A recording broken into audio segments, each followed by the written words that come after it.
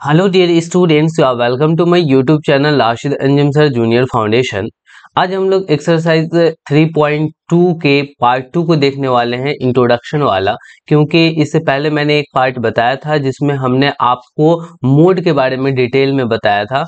तो अभी तक हम लोग सेंट्रल टेंडेंसी में दो चीज़ों को पढ़ लिया है, और वो दो चीज़ों में कौन है, तो एक बहुत अच्छे तरीके से हम लोग मीन जान रहे हैं, और मीन के बाद हम लोगों ने मोड को देखा था। ठीक है, मीन के बारे में मैं आपको थोड़ा सा रिवाइज कराऊं कि मीन जो होता है वो एक्चुअली में एवरेज होता है, और एवरेज मतलब कि सभी ऑब्जर्वेशन को आप ऐड कर देते हो, ऐड कर कर करके जितने सारे ऑब्जर्वेशन होते हैं उनसे आप डिवाइड दे देते हो, तो वो मीन कहलाता है। एग्जैक्टली याद आ रही है बातें।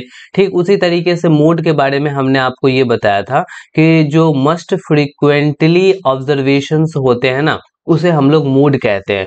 यानी कि आप सिंपल भाषा में ये कह सकते हो कि जो सबसे ज्यादा बार ऑब्जर्वेशन आया है ना, उसे हम लोग मोड कहते हैं। तो ये दो बातों को तो हम लोगों ने अच्छे तरीके से जान रखा था, क्योंकि अलग अलग डेटा के लिए अलग अलग सेंट्रल टेंडेंसी यूज हो सकता है। हर एक के लिए मीन हम नहीं यूज कर सकते, उसी तरीके से हर एक के लिए हम लोग मोड भी नहीं यूज कर सकते। तो ठीक उसी तरीके से आज हम लोग मीडियन को देखने वाले हैं, मीडियन को उसी तरीके से रिलेट करने वाले हैं कि आखिर मीन मीडियन मोड में फर्क क्या होता है, हम लोग मीडियन किसे कहेंगे।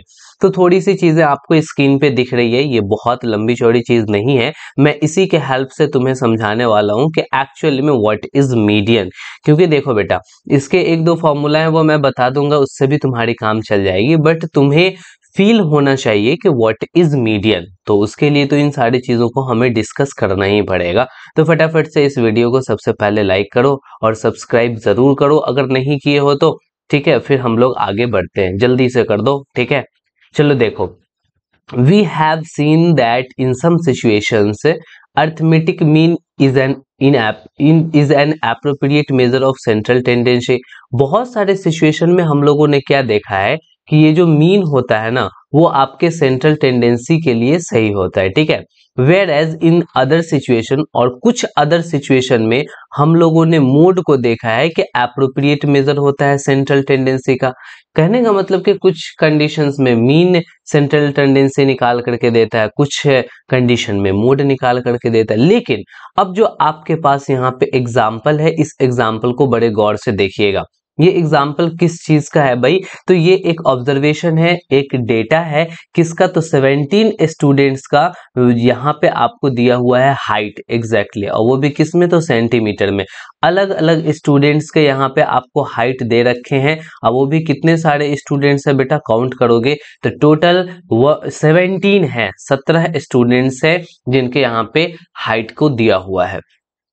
अब the game teacher wants to divide the class into two group, और जो गेम टीचर है उस क्लास को दो ग्रुप में वो बांटना चाहता है, so that each group has equal number of students. याद रखना, वो दो ग्रुप में बांटना तो चाहता है, लेकिन दोनों ग्रुप में इक्वल नंबर होने चाहिए स्टूडेंट्स के। One group has students with height lesser than a particular height, और एक ग्रुप में जो है वो आपको किसी खास हाइट से कम होना चाहिए। यानी कि इतना से कम हाइट वाले इस ग्रुप में, और इतना से ज्यादा हाइट वाले इस ग्रुप में, ऐसी कहानी चलेगी थोड़ा थोड़ा। ठीक है, अब यहाँ पे देखो, and the other group has students with height greater than a particular height, और दूसरे ग्रुप में किसी खास हाइट से ज्यादा उसके हाइट होने चाहिए। तो how would she do that, तो वो गेम टीचर ये काम कैसे करेगी, मीन निकालेगी या मोड निकालेगी, या फिर उसे कुछ और निकालना पड़ेगा। तो एग्जैक्टली वो गेम टीचर क्या करती है ना, कि एग्जैक्टली देखो यहाँ पे मीन निकालती है वो, और जब वो मीन निकालती है, देन मीन निकालने के वजह से उसको यहाँ पे 113.5 वैल्यू आ जाता है। ये किसका आ गया बेटा, तो हाइट का आ गया। आपको पता है कि मीन कैसे निकलेगा, मीन एग्जैक्टली सभी को ऐड कर देंगे ऑब्जर्वेशन को, और 17 से डिवाइड दे देंगे। जब आपने ऐड किया तो 1930 आया, 70 से डिवाइड देने पे 113.5 हाइट आ गए।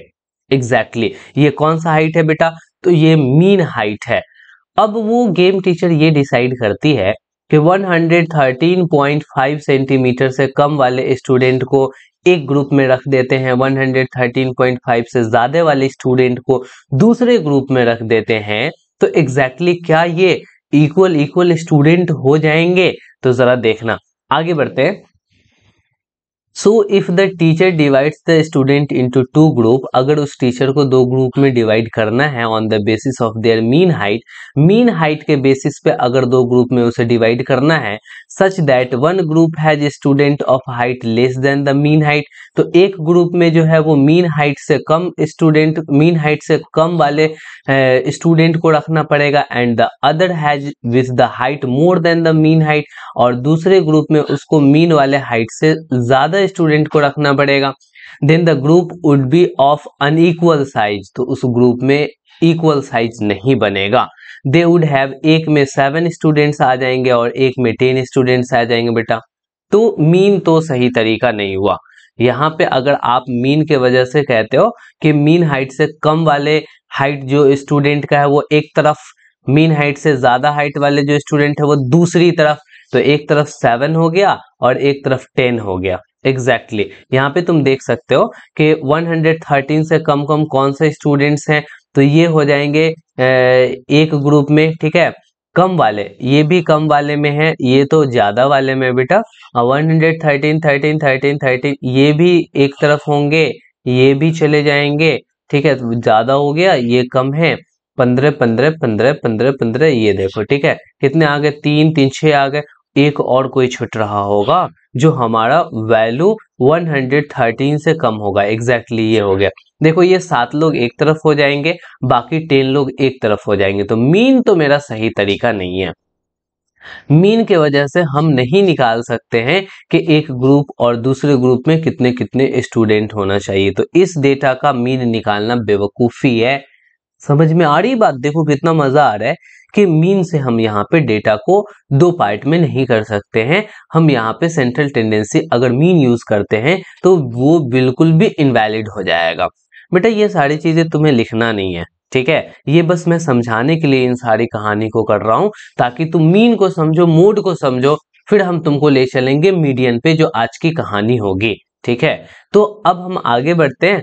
यहाँ पर हमने तो मीन को समझ लिया कि मीन तो सही तरीका नहीं है, तो अब हम मोड पे चेक करते हैं कि क्या मोड के वजह से ये अलग अलग हो जाएंगे क्या।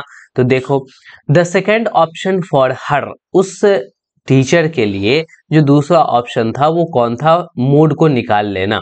मोड अगर वो टीचर निकालती है तो the observation with highest frequency, जिस ऑब्जर्वेशन की सबसे ज्यादा फ्रीक्वेंसी होगी, सबसे ज्यादा फ्रीक्वेंसी बोले तो मतलब कि जो सबसे ज्यादा टाइम आया होगा, इज 115। बेटा जब उसको असेंडिंग और डिसेंडिंग ऑर्डर में कर करके देखोगे तो तुम देखोगे कि 115 सबसे ज्यादा बार आया है। 115 आप देख लो, एक यहाँ भी है 115, यहाँ भी 115 है, यहाँ भी है, अरे वाह हर जगह 115 आ रहा है, यहाँ भी देख लो, तो आपको 115 सबसे ज्यादा टाइम आ रहा है। इसका मतलब ये हो गया कि इसका मोड 115 हो गया। ये बात क्लियर हो रहा है तुम्हें कि इसका मोड कितना हो गया बेटा, 115 हो गया। तो हम थोड़ा सा यहाँ पर इरेज कर रहे हैं क्योंकि आपको मोड को थोड़ा अच्छे से समझा डालना है, ठीक है। तो इन चीजों को हम हटा देते हैं और आपको समझाते हैं अब मोड। अब यहाँ पे तुम ध्यान दोगे तो तुम्हें ये पता चलेगा कि सर 115 यहाँ पे मोड आ चुका है। अब ये जो 115 मोड आया है तो देन तुम कहोगे कि 115 से कम वाले एक ग्रुप में चले आओ और जिसकी हाइट 115 सेंटीमीटर से ज्यादा है वो दूसरे ग्रुप में चले जाओ। तो देखो 100 से कम वाले जो हैं वो कौन कौन है बेटा, तो ये हैं 115 से कम है, ठीक है, और ये भी कम हाइट वाले लोग हैं, ये कम हाइट वाले स्टूडेंट है, कम हाइट है, ठीक है, एग्जैक्टली 115 से कम है। तो देखो तो कितने सारे हो गए, 1 2 3 4 5 6 7। अच्छा तो एक ग्रुप में बेटा 7 स्टूडेंट आ जाएंगे और दूसरे ग्रुप में अब जो बच गया 115 या उससे ज्यादा वाले स्टूडेंट, वो 10 स्टूडेंट बच गए। तो अभी भी इक्वल नहीं हुआ बेटा, मोड निकालने से भी हमारी ये ग्रुप नहीं बन पाई। तो एग्जैक्टली तुम बात को समझ पा रहे हो कि मुझे दो इक्वल ग्रुप में हमें बांटना था, तो मीन भी नहीं काम कर रहा है, मीन के वजह से भी 7 और 10 स्टूडेंट हो जा रहे हैं। अच्छा मोड के वजह से भी 7 और 10 ही स्टूडेंट हो रहे हैं, यानी मीन सही तरीका नहीं है यहाँ पे, और मेरा मोड भी सही तरीका नहीं है। इस डेटा के लिए जो सेंट्रल टेंडेंसी निकालना है वो मीन और मोड से तो नहीं निकाल सकते। तो एग्जैक्टली अब हमें यहाँ पे पढ़ना पड़ेगा मीडियन, और ये मीडियन ही सही तरीका होगा जो इसका एग्जैक्ट यानी कि सेंट्रल टेंडेंसी निकाल कर करके देगा। तो अब हम चलते हैं और यहाँ पे कुछ आगे की जो बातें हैं उन सारी बातों को भी पढ़ लेते हैं, फटाफट से पढ़ लेते हैं। हालांकि जो मैंने समझा दिया उन्हीं सारी बातों को यहाँ पर लिखा हुआ होगा। देखो, there are 7 children below the mode. देखो मोड कितना आया था 115, 115 से कम 7 चिल्ड्रेन आएंगे and 10 children at the mode mode and above, और 7 चिल्ड्रेन जिसकी मोड के बराबर हाइट होगी या उससे ज्यादा हाइट होगी। Therefore we can not divide the group into equal parts, इसके वजह से हमने ग्रुप को इक्वल पार्ट में डिवाइड नहीं दे सका। क्लियर हो रहा है? तो चलो, let us therefore link of an alternative representative value. तो अब हम किसी दूसरे सेंट्रल टेंडेंसी को निकालते हैं जिसे रिप्रेजेंटेटिव वैल्यू भी कहते हैं, या measure of central tendency, central tendency के मेजरमेंट का कोई दूसरा तरीका निकालते हैं। For doing this we again look at the given heights in centimeter. इस काम को करने के लिए फिर से हम उन सभी हाइट्स को देखते हैं और arrange them in ascending order, और उसे हम कौन से ऑर्डर में बेटा अरेंज कर लेते हैं? असेंडिंग ऑर्डर में अरेंज कर लेते हैं। तो हमें जो ऑब्जर्वेशन है वो इस तरीके का मिलता है असेंडिंग ऑर्डर में। क्लियर हो रहा है बेटा? समझ में आ रही है ना बात? तो जब मेरा मीन मोड और काम नहीं किया तो हम मीडियन को देखने चले। मीडियन को देखने के लिए हमने सबसे पहले क्या किया कि एग्जैक्टली इन सभी को अरेंज कर लिया। किसमें? तो असेंडिंग ऑर्डर में हमने अरेंज कर लिया। अब देखो middle value of this data, इसमें कितने सारे टोटल वैल्यूज है बेटा? 17 है ना। तो 17 का ठीक बीच वाला कौन होगा?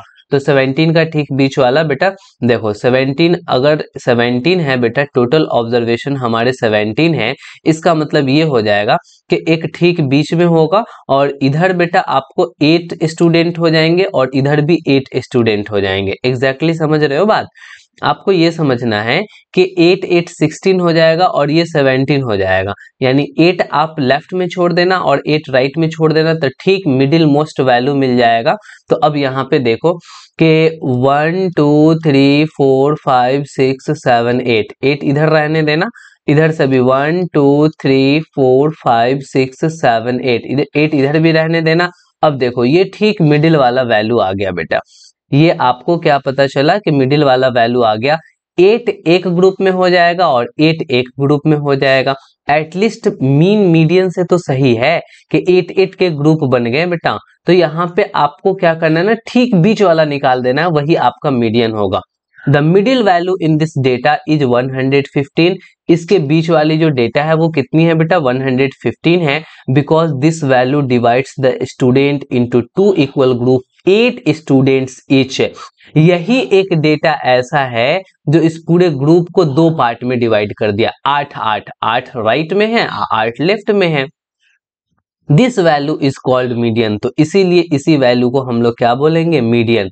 तो मीडियन निकालने का क्या तरीका हुआ बेटा? तो यहाँ पे देखो, median refers to the value which lies in the middle of the data. Yes, यहीं पे आपको ध्यान देना है कि मीडियन क्या होता है। मीडियन जो सबसे बीच में डेटा होता है ना, उसी डेटा को हम लोग मीडियन कहते हैं। जैसे कि मोड के बारे में मैंने कहा था, जो सबसे ज्यादा टाइम आएगा वो मोड कहलाएगा। फिर हमने कहा कि मीडियन किसको कहते हैं? तो मीडियन जो सबसे ठीक बीच में होगा उसी वैल्यू को हम कहेंगे मीडियन। तो एग्जैक्टली यहाँ पे कौन है बेटा सबसे बीच में? तो 115 है, तो इसीलिए 115 क्या होगा? तो मीडियन हो जाएगा। क्लियर है? समझ में आ रही है बातें? तो वेन अरेंज्ड इन इंक्रीजिंग और डिक्रीजिंग ऑर्डर, ये खास बात ये होती है कि अगर आपने उसको इंक्रीजिंग और डिक्रीजिंग ऑर्डर में अगर अरेंज कर रखा है, देन जाकर कर करके आप ठीक बीच वाला निकाल पाओगे, वरना बिना अरेंज किए हुए आपको मिडिल मोस्ट वैल्यू नहीं देखना है, देन आपके लिए वो गड़बड़ हो जाएगा। क्लियर हो रही है बात? समझ में आ रही है? तो हाँ, बिल्कुल तुम्हें बातों को समझ में आ रही है। अब यहाँ पे आगे बढ़ते हैं कि with half of the observation above it and half below it. हाँ, मीडियन से हाफ ऊपर चले जाएंगे और हाफ नीचे चले जाएंगे। The game teacher decide to keep the middle student as referee in the game.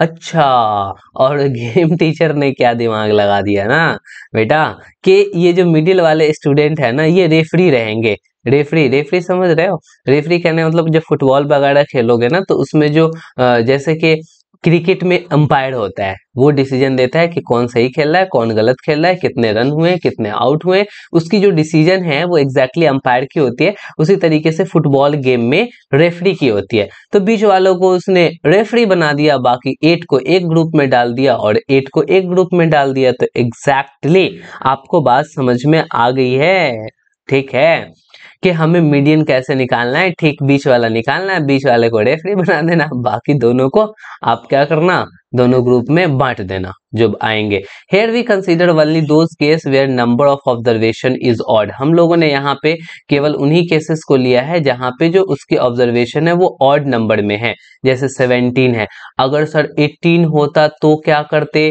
Sir 20 students होते तो क्या करते, 10-10 अलग अलग कर देते, ठीक है, तो 10-10 अलग अलग कर देते, बट बीच वाला वैल्यू कौन होता, यानी मीडियन कौन होता, ठीक है। तो आपको क्या करना है ना कि वो हम आगे चीजों को बताने वाले हैं, इसीलिए टेंशन ना लेना।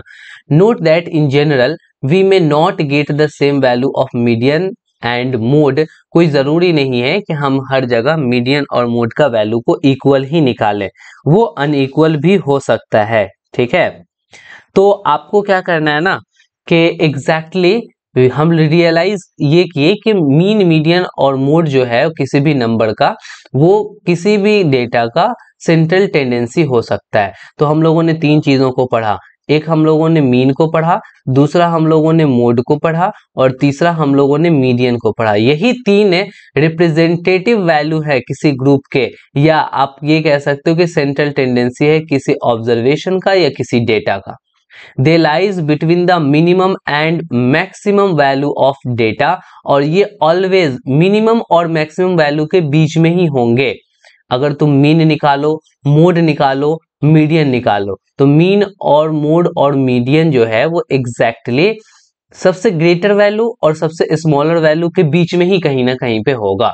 दे are also called the measure of central tendency, इसीलिए हम लोग इसको मेजर ऑफ सेंट्रल टेंडेंसी कहते हैं, यानी कि बीच बीच वाली वैल्यू कहते हैं। एग्जैक्टली हम लोगों ने ये बात को समझ लिया ना, ठीक है। मेहनत कर बेटा, मेहनत करना तुम्हारे लिए बहुत जरूरी है। बिना मेहनत के तो इस संसार में किसी का भला ही नहीं है। अगर तुम मेहनत से भागते हो तो देन तुम ये समझो कि अपने लाइफ को अच्छे से जीना नहीं चाहते हो। जो बच्चा मेहनत करेगा वो बच्चा आगे जाएगा, और इतना आगे जाएगा, इतना आगे जाएगा कि वो सोच भी नहीं सकता है, ठीक है। कहते हैं ना कि अभी तो असली मंजिल पाना बाकी है, अभी तो इरादों का इम्तहान भी बाकी है, अभी तो तोली है मुट्ठी भर जमीन, अभी तो तौलना सारा आसमान बाकी है। बेटा मेहनत कर, पूरा का पूरा आसमान तुम्हारा ही होगा, टेंशन ना लेना। चलो आगे बढ़ते हैं। इस चैनल को बेटा सब्सक्राइब भी कर दे इसी बात पे, अगर नहीं किया है तो, और लाइक तो जरूर करना, क्योंकि इतनी मेहनत से तुम्हें पढ़ा रहे हैं बेटा, पढ़ा रहे हैं तो लाइक तो बनता है, और तुम लाइक करोगे तो देन मुझे मोटिवेशन मिलेगा, और उस मोटिवेशन से तुम्हारे और बेहतरीन बेहतरीन जो लेक्चर्स हैं, जो आपके टॉपिक्स हैं, उसको हम लेकर करके आएंगे, जिससे आपके क्वालिटी में इम्प्रूव होगा। तुम बस पढ़ना चाहो ना, और मैं तुम्हें पढ़ाना तो चाहता हूँ, बस 100% अपना दे रहा हूं मैं, और तुम भी केवल और केवल 100% ना दे करके तुम केवल 60% ही अपना दे दो ना, बस वो काफी है। 100% हम लेकर करके आएंगे, 60% तुम दोगे, लो भाई हमारा 160% हो जाएगा। तो ये काफी है ना हमारे लिए। बट दो सेल्फ स्टडी करो, बिकॉज सेल्फ स्टडी नहीं करोगे ना, देन तुम्हें अपने से नहीं पढ़ने में, जब तुम अपने से नहीं पढ़ोगे देन तुम्हारे अंदर क्वालिटी इंप्रूव नहीं होगी, और क्वालिटी इंप्रूव नहीं होगी देन तुम एक अच्छे स्टूडेंट नहीं बनोगे। चलो ठीक है, यहाँ पे ज्ञान वाली बातें हो गई। थोड़ा सा मीडियन के डेफिनेशन को देख लेते हैं कि सर अगर मीडियन का डेफिनेशन हमें लिखना होगा देन हम कैसे लिखेंगे उसको, ठीक है। तो यहाँ पे आपको लिखना होगा value of middle most observation, middle most observation, जो ठीक बीच वाला ऑब्जर्वेशन होता है ना, उसी को हम लोग कहते हैं बेटा मीडियन, ठीक है। क्लियर हो गया। मीन किसको कहते हैं, तो मीन में sum of observation divided by number of observation. Mode किसे कहते हैं कि मस्ट फ्रीक्वेंटली ऑब्जर्वेशन, जो हमें सबसे ज्यादा बार ऑब्जर्वेशन आएगा उसको मोड कहेंगे। मीडियन किसे तो जो वैल्यू आपका सबसे बीच में होगा उसको आप मीडियन कहोगे, ठीक है। इसके लिए फॉर्मूला होता है, और दो फॉर्मूला है, एक ऑड के लिए अलग फॉर्मूला है और इवन के लिए अलग फॉर्मूला है। तो उन दोनों फॉर्मूला को हम लोग यहाँ पर देख लेते हैं। देखो, सबसे पहला काम है ना कि उस डेटा को अरेंज कर लेना असेंडिंग ऑर्डर में या डिसेंडिंग ऑर्डर में। हम उन बातों को लिख भी देते हैं, अरेंज द डेटा। देखो, तुमको पूरा का पूरा जो लिखना है ना नोट्स में, वो यहीं से लिखना शुरू करना है, पीछे वाली बातें केवल समझाने के लिए थी। Arrange the data in ascending order, ascending और डिसेंडिंग ऑर्डर, ठीक है। आपको क्या करना है ना कि उस डेटा को असेंडिंग या डिसेंडिंग ऑर्डर में अरेंज कर देना है। बेटा आपने अरेंज कर दिया, और मान लेते हैं कि n जो है ना बेटा वो नंबर ऑफ ऑब्जर्वेशन है। नंबर ऑफ ऑब्जर्वेशन बोले तो उसमें जितने सारे ऑब्जर्वेशन है उसकी संख्या n है। बेटा 5 ऑब्जर्वेशन है तो n का वैल्यू 5 हो जाएगा। अगर 10 ऑब्जर्वेशन हैं तो उसमें n की वैल्यू 10 हो जाएगी। क्लियर हो रहा है? तो अब यहाँ पे देखो दो केसेस बन सकते हैं।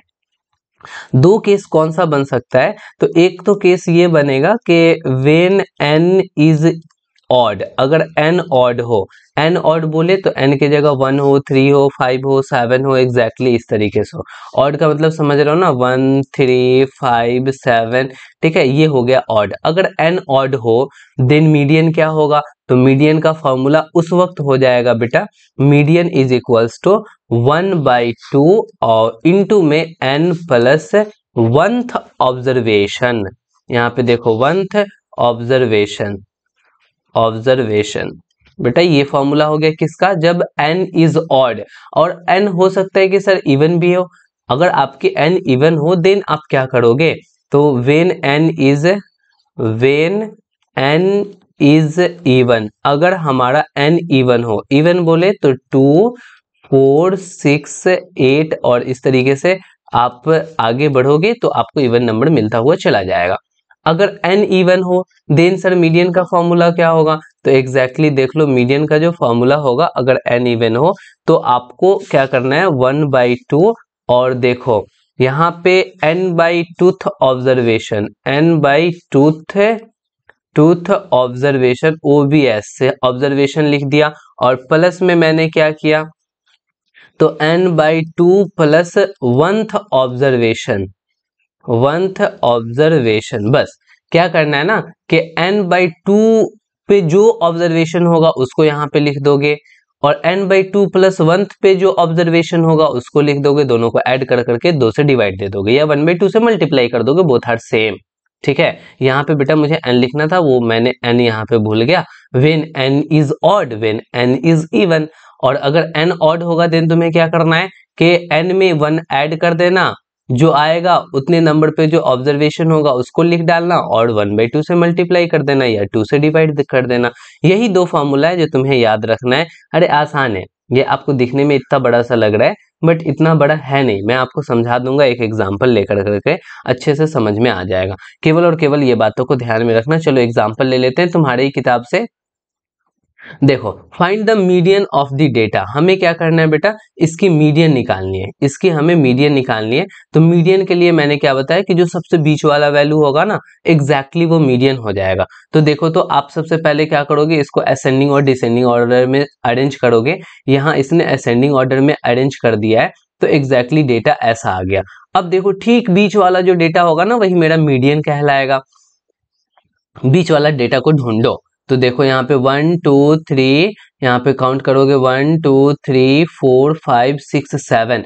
अच्छा सर, अगर हम इस 25 को पकड़ लें तो इसके राइट साइड में 3 डेटा होंगे एंड लेफ्ट साइड में 3 डेटा होंगे, यानी कि 3 डेटा हमें राइट और लेफ्ट में मिल गया। इसका मतलब सबसे बीच में कौन आ रहा है, 25 आ रहा है। तो हम बोल देंगे yes sir, 25 is the median of this data. इस डेटा का मीडियन जो है वो 25 होगा। तो यहाँ पे देखो, median is middle must observation, median सबसे बीच वाला ऑब्जर्वेशन होता है, therefore 25 is the median, 25 median हो गया। और आपको फॉर्मूला से करना होगा। देन आप फॉर्मूला से कैसे करेंगे यहाँ पे समझो। आप यहाँ पे लिखोगे n इज इक्वल्स टू, यहाँ पे आप क्या लिखोगे बेटा, n इज इक्वल्स टू 7, क्योंकि आपने 7 काउंट किया है तो 7 लिख लिया। ये 7 ऑड है कि इवन है, तो बेटा ऑड है। तो जब n ऑड हो, 7 ऑड हो, तो मीडियन का फॉर्मूला हमने आपको क्या बताया है, याद करो बेटा, याद करो। मीडियन बराबर हमने क्या बताया कि 1/2 इंटू एन प्लस वंथ ऑब्जर्वेशन। यहाँ पे वंथ ऑब्जर्वेशन का मतलब समझना, 1/2 के जगह तो 1/2 लिखेंगे ही, और ब्रैकेट में n के जगह बेटा कितना लिखेंगे, 7 लिखेंगे, और प्लस में और 1 के जगह हम क्या लिखने वाले हैं, 1 लिखने वाले हैं, और बस ये ऑब्जर्वेशन जरूर लिखना, ठीक है। अब यहाँ पे देखो कि 1/2 और 7 और 1 को ऐड करोगे तो कितना होगा बेटा, 8th ऑब्जर्वेशन, 8th ऑब्जर्वेशन है ये, ठीक है।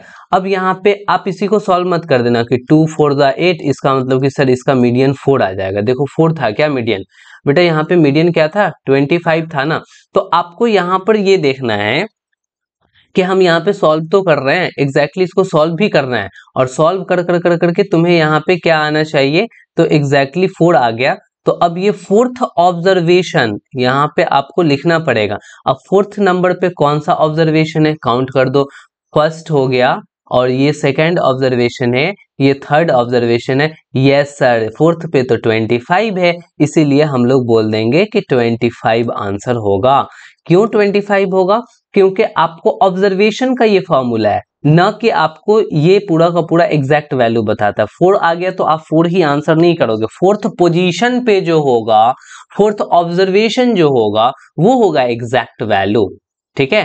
तो आपने यहाँ पे देख लिया कि अगर n ऑड होगा देन हमें कैसे कैसे सॉल्व करना है, आप इसी तरीके से सॉल्व करना। बेटा और क्वेश्चन ले लेते हैं। यहाँ पे देखो हमने एक क्वेश्चन यहाँ पर ले लिया है, इसमें लिखा हुआ है the weight of 10 students. Yes, यहाँ 10 स्टूडेंट्स हैं, n का वैल्यू इवन है इन किलोग्राम, किलोग्राम में दे रखा है। कोई बंदा 40 किलोग्राम्स का है, कोई 52, कोई 34, कोई 47, इस तरीके से अलग अलग बच्चे अलग अलग किलोग्राम्स के हैं। तुम कितने किलोग्राम के हो बेटा, तुम्हें पता भी है कि तुम कितने वजन के हो, ठीक है। जरा कभी वेट कराना, और वेट करा करके मुझे कमेंट में बताना सर मैं इतने किलो का हूँ। अगर ज्यादा वजन वाला होगा तो थोड़ी सी शर्म आएगी सर, कम वजन वाला होगा तब भी शर्म आएगी। बेटा शर्माने वरमाने का नहीं, जिंदगी है, जैसे हैं वैसे हैं, कोई दूसरा कुछ भी हो क्या जाता है, मैं जैसा हूँ मैं खुद के लिए बहुत बेहतर हूँ, अपने आप पे कॉन्फिडेंस रखना है। चलो यहाँ पे देखो बोल रहा है कि मीडियन निकालो वेट का, तो अब वेट का मीडियन निकालना। अच्छा सर, तो सबसे पहले हम क्या करेंगे कि इस डेटा को अरेंज कर लेंगे असेंडिंग या डिसेंडिंग में। तो arrange the data, arrange the data, arrange the data in ascending order कर लो बेटा। असेंडिंग ऑर्डर में तुम इसको अरेंज कर लो। जब असेंडिंग ऑर्डर में इसे अरेंज करोगे देन तुम्हें क्या मिलेगा, सबसे पहले सबसे छोटा लिखना पड़ेगा। तो आपको यहाँ पे सबसे छोटा कौन सा दिख रहा है, मुझे तो 31 दिख रहा है बेटा। अगर कहीं पे गलती होगी तो फिर तुम अरेंज खुद से अच्छे से करना। देखो 31 है, 31 से बड़ा जो हमें दिख रहा है वो 34 है, फिर उसके बाद 35 है, ठीक है। 35 से बड़ा यहाँ पे आपको 38 दिखाई देना चाहिए, और 38 के बाद 40 हो गया। 40 के बाद कौन हो सकता है, 47, 48, 41, 44, ठीक है। 41, 44, 40, 47, 48, ठीक है। 48 तक हम लोग आ चुके हैं। तो 48 के बाद 5 वाला 52 है। बेटा काउंट करो, 1 2 3 4 5 6 7 8 9 10। यस, हमने असेंडिंग ऑर्डर में सर अरेंज कर लिया, 10 ऑब्जर्वेशंस आ गए। अब यहाँ पे हमें लिखना है n इज इक्वल टू 10, क्योंकि 10 अलग अलग ऑब्जर्वेशन है, 10 स्टूडेंट्स के यहाँ पे वेट दिए हुए हैं। तो अब यहाँ पे हम लिख लेंगे ये तो इवन है। तो सर इवन वाला फॉर्मूला मीडियन का क्या होता था, तो तुम्हें याद रहना चाहिए बेटा। आपको याद इसलिए रहना चाहिए क्योंकि बिना याद किए हुए आप नहीं फॉर्मूला लगा सकते, वरना आपको कॉपी पलट कर देखनी पड़ेगी, और एग्जामिनेशन में तो कॉपी ले जाना अलाउड नहीं होता है। तो फिर क्या करोगे कि चिट पुर्जा लेकर करके जाओगे, जो वो भी अलाउड नहीं होता है। टीचर्स तुम्हें लगाएंगे 2 थप्पड़ कान के पीछे, तुमको सारी कहानी याद आ जाएगी कि जब सर बढ़ा रहे थे बोल रहे थे बेटा ध्यान में रखना, तो उस वक्त रखे नहीं, अभी हमें लग गई थप्पड़। बेटा थप्पड़ खाने से बचो, याद कर लो, सबसे ज्यादा बेहतर है। अब यहाँ पे ध्यान दोगे तो पता चलेगा कि मीडियन का जो सर ने फॉर्मूला बताया था वो एग्जैक्टली बताया था कि 1/2 और इंटू में n/2th ऑब्जर्वेशन, ठीक है, और प्लस में n/2th प्लस 1th ऑब्जर्वेशन, ठीक है, और बस बस बस अब यहाँ पे ब्रैकेट क्लोज कर दो। अच्छा एक बात तुम्हें मैं बताऊं, ध्यान देना तो पता चलेगा। मैंने क्या कहा था, इसमें जो सबसे ठीक बीच में होगा वही मीडियन होगा। तुम्हारे दिमाग में भी चल रहा होगा, तो तुम बोलोगे सर 4 इधर हो जाएंगे और 4 इधर हो जाएंगे, तो बीच में 5 5 होंगे, तो बीच में कोई बचेगा ही नहीं बेटा। अगर 5 इधर हो गए 5 इधर हो गए तो बीच में तो कोई बचा ही नहीं, देन ये गड़बड़ वाली बात है। तो हमें क्या करना पड़ेगा ना, 4 4 कर दो दोनों तरफ और इस दोनों को पकड़ लो। अब बोलो कि ये दोनों के दोनों मीडियन है, नहीं, ये दोनों का दोनों कैसे मीडियन हो सकता है, तो इसके ठीक बीच वाला मीडियन होगा। तो हमें क्या करना है, इस दोनों को ऐड कर कर करके और 2 से डिवाइड दे देना है। तो जब ऐड करोगे 2 से डिवाइड दोगे तो 40 40 80 आएगा, 81/2 हो जाएगा बेटा। तो 81/2 बोले तो कितना हो गया, 81/2 बोले तो कितना हुआ, कितना हुआ, यहाँ 40.5 हो गया। बोलो, तो ये इसकी मीडियन आ गई ना बेटा। तुमको ये बात तो समझ में आ गया कि अगर मुझे फॉर्मूला नहीं आता है देन विदाउट फॉर्मूला कैसे करेंगे। बीच में जो दो बच जाएंगे ना, उन दोनों को पकड़ के जोड़ देंगे और 2 से डिवाइड दे देंगे, ठीक बीच वाला आ जाएगा। 40 और 41 के बीच में 40.5 आता है। क्या तुमको ये बात क्लियर हो रहा है? ठीक है, अगर हो रहा है क्लियर देन तुम फटाफट से हमें कमेंट करो हैशटैग राशिद अंजुम सर। क्या कमेंट करना है, देख बेटा, हैशटैग और राशिद अंजुम सर, स्पेलिंग आना चाहिए RASHIDANJUMSIR, बस एक साथ लिखना है पूरे तुम्हें, Rashid Anjum sir, hashtag Rashid Anjum sir. सबको सब आप स्मॉल में लिख दो, कैपिटल में लिख दो, that doesn't matter, but hashtag लगा कर करके लिख देना अगर समझ में आ रही है तो। ठीक है, और हमें उम्मीद है कि तुम्हें बातें क्लियर हो रही होंगी। पूरे कमेंट को भर दे बेटा, हैशटैग राशिद अंजुम सर। चलो यहाँ पे देखो, हमने क्या किया ना कि फॉर्मूला लगाया और फॉर्मूला लगा कर करके हम चेक करना चाह रहे हैं कि क्या ये हमें इतना ही आ रहा है या नहीं आ रहा है। तो एग्जैक्टली हम क्या करेंगे कि यहाँ पे 1/2 लिखेंगे, n/2 बोले तो 10/2 हो जाएगा, यहाँ पे 10/2 होगा। ठीक है, 10/2 तो ऑब्जर्वेशन होगा।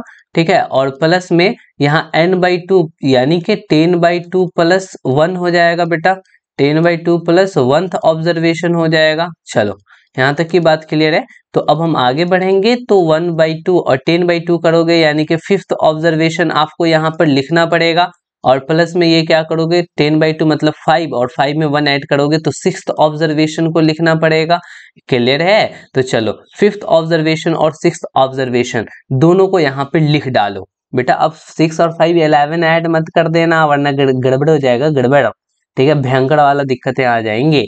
यहाँ पे 1/2 को 1/2 ही लिखना, और 5th ऑब्जर्वेशन यानी पांचवा कौन है, पहला दूसरा तीसरा चौथा पांचवा सर 40 है, 40 लिखने वाले हैं अभी हम। चलो यहाँ पे 40 लिख लो बेटा, और 40 के बाद आपको क्या करना है, छठा कौन है, तो जब पांचवा 40 है तो छठा 41 होगा। तो अब आप यहाँ पे 41 को बेटा ऐड कर लो। देखो यही काम मैं यहाँ पे कर रहा हूँ ना, 40 41 को ऐड करके 2 से डिवाइड दिया था, यहाँ भी 40 41 को ऐड करके 2 से डिवाइड दे रहा हूँ। तो एग्जैक्टली कितना हो जाएगा, ये 81/2 होगा, और 81/2 बोले तो 40.5, और यही आपका आंसर आ जाएगा एग्जैक्टली। अब थोड़ा सा यहाँ पे इसको फिल करो। देखो आपने तो फॉर्मूला से समझ लिया, विदाउट फॉर्मूला भी समझ लिया कि मुझे मीडियन कैसे निकालना है। ऑड होगा तो ठीक बीच वाला, इवन होगा तो दोनों बीच वाले को ऐड करके 2 से डिवाइड दे देना। अब देखो n/2 ऑब्जर्वेशन बोले तो अगर 10 है तो 10/2 यानी कि पांचवा आ जाएगा। ठीक है, और n/2 मतलब कि पांचवा, पांचवा में एक आगे बढ़ा दो तो ये आगे वाला मिल जाएगा बेटा।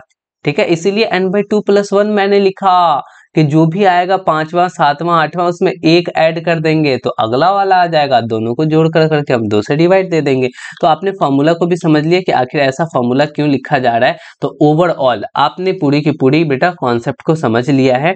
तो आपका खत्म हो चुका, क्या क्या खत्म हुआ, तो मीन बेहतरीन ढंग से पढ़ लिए, मोड भी अच्छे से जान लिए, और मीडियन के बारे में तो पूछो मत, मीडियन के तो बहुत सारी चीजों को तुमने बहुत अच्छे से सीखा है।